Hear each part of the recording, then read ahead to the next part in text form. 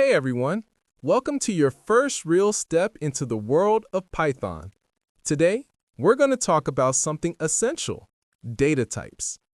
I know data types sounds a bit formal, but the idea is something you already understand. In the real world, we have different kinds of information.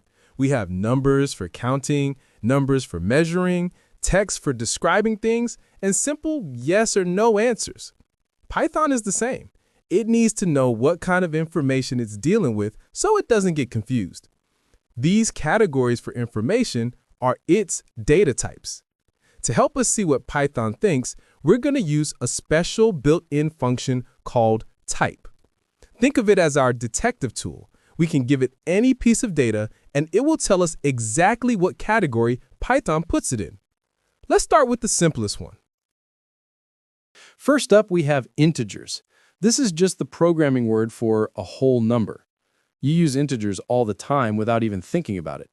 They're used for counting things that can't be broken into fractions, like the number of people in a room, the year you were born, or your age. They can be positive, negative, or zero. So if we give a whole number like 42 to our type detective, what does it say?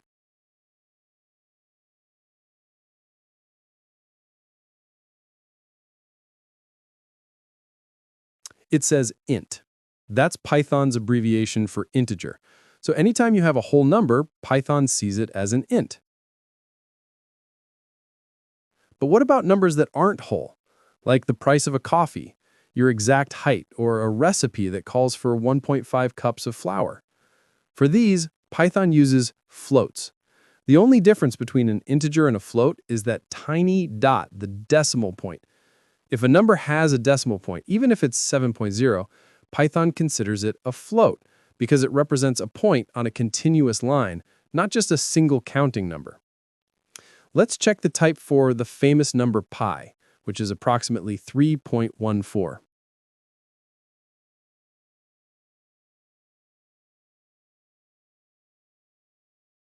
And there you have it, float.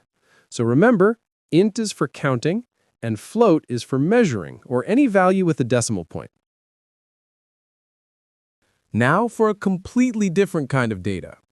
A Boolean value can only be one of two things, true or false. That's it. Think of it like a light switch. It's either on, true, or off, false. Computers are all about making decisions. Is the user logged in? True. Has the video finished playing? False. This simple concept is the foundation for all logic in programming. A critical rule in Python is that true and false must start with a capital letter. If you use a lowercase t or f, Python won't understand it. Let's see what Python's type for true is.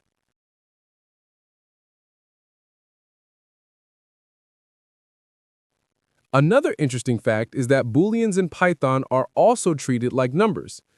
True behaves like 1, false behaves like 0.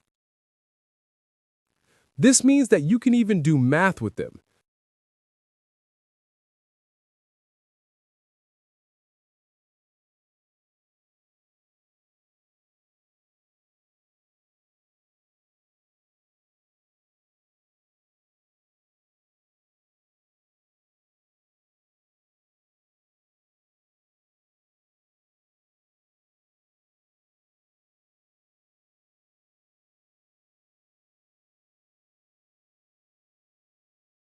Python calls this a bool, short for Boolean.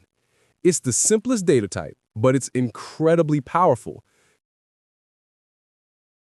Finally, how do we handle text? If you want to write a name, a sentence, or any message, you use a string. To make sure Python knows it's looking at text and doesn't try to interpret it as a command, you have to wrap it in quotes. The quotes are like a sign that tells Python, hey, just treat this as plain text, don't analyze it.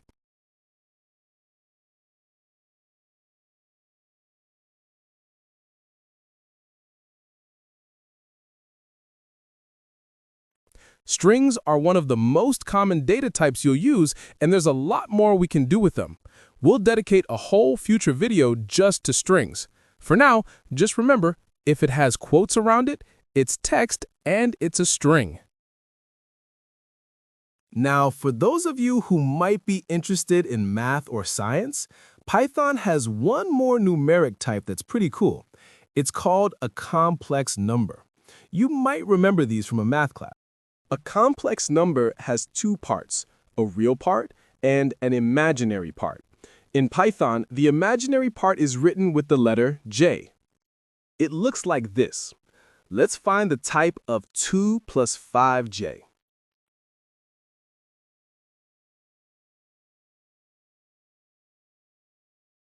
And Python identifies it as complex. Now, don't worry if this seems strange. When you're starting out with general programming, you will almost never use complex numbers. But it's good to know that Python is powerful enough to handle them if you ever need them for more advanced applications. And that's it. You've just learned the 4 most fundamental data types in Python. Let's do a final review. Integer, for counting things with whole numbers like 100. Float, for measuring things with decimal numbers like 98.6. Boolean, for making decisions with true or false. String, for any kind of text in quotes like Python. Complex, an advanced type for numbers with an imaginary part like 2 plus 5j. The best way to get comfortable with this is to try it yourself. If this was helpful, please hit that like and subscribe button. Thanks for watching, and I'll see you in the next one.